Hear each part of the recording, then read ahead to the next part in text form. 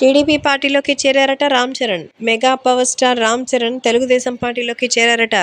రామ్ చరణ్ జనసేనాని పవన్ కళ్యాణ్కి సంబంధించిన ఒక బిడ్డలాంటి వ్యక్తి. మరి ఆయన ఈరోజు తెలుగుదేశం పార్టీలోకి వచ్చారంటే నమ్మలేకపోతున్నారా? అయితే తెలుగుదేశం పార్టీ, టీడీపీ, అలాగే ఇప్పుడు జనసేన, బీజేపీ కూటమి అన్న సంగతి తెలిసిందే. ఏ పార్టీలో ఉన్నా అంతా ఒక్కటే. కానీ అఫీషియల్గా పార్టీ జాయిన్ అయ్యే వాళ్ళు మరి ఇప్పుడు చాలా ఇబ్బందికరమైనటువంటి పరిస్థితులు చూపిస్తున్నారు. అందులో ముఖ్యంగా ఇప్పుడు జరుగుతున్న వివాదాస్పదమైన సంఘటన ఒకటి. అందుకే ఇప్పుడు రాబోయేటువంటి రోజుల్లో భారీగా మార్పులు, చేర్పులు జరిగి విజయవంతంగా అయితే ఉండాలని ఎదురు చూస్తున్నటువంటి సమయంలో టీడీపీ పార్టీలో చేరినటువంటి మరి రామ్ చరణ్ గురించి తెలుసుకుని అందరూ షాక్ అవుతున్నారు. Mega power star Ram Charan Janasena పార్టీని కాదని తెలుగుదేశం పార్టీకి వచ్చారా అంటే ఇది ఖచ్చితంగా అబద్ధమే. ఎందుకంటే తన బాబాయ్ పవన్ కళ్యాణ్ కోసం ప్రాణమైన ఇస్తారు మన రామ్ చరణ్.